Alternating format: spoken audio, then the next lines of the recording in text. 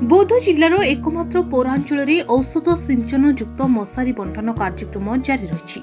बौद्ध जिल्लार विभिन्न स्थान में वर्तमान मलेरिया रोग काय विस्तार कर लगी जिला स्वास्थ्य विभाग पक्षर जिला सदर महकुमा यार निराकरण पर व्यापक पदक्षेप ग्रहण कर सूचना मिली। बौद्ध एनएससी अंतर्गत समस्त 17टी वार्ड में औषधीय मशारी बंटन कार्यक्रम अनुष्ठित होइछि।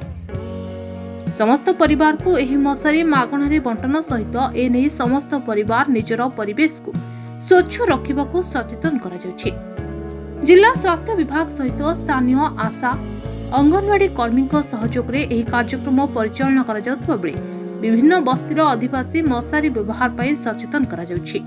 बहुत बड़ सब 17टा वार्ड रे बंटन चली समस्ते समस्ते आसुचंती नौचंती आउटा रखिबे नहीं सेटा व्यवहार करेंगे सब जगह सफा सुतर रखिबे स्वस्थ रहिबे आउटा बांटी न रखिबे सब जगह समस्त को कहिबे घोड़े न टाणी न रहिबे सब छुआ मन को ये मशा आजिकल डेंगू मशा होची मलेरिया होची डेंगू मशा चाबिले आम देह पाहा सब खराब होची बंटन करा होची। स्वास्थ्य विभाग तरफ मागणार मशारी दि जाउची समस्ते व्यवहार करबे जेहेतु आम मशा बढ़ी गले न तो मशा जो मशा चावले मलेरिया सब हवा से सफा सुतरा रखे निज एरिया मशारी टांगिकी शुइबे सहित आमर समस्ते सुस्थ रहिबे प्रत्येक वार्ड रे मशारी दिया होची।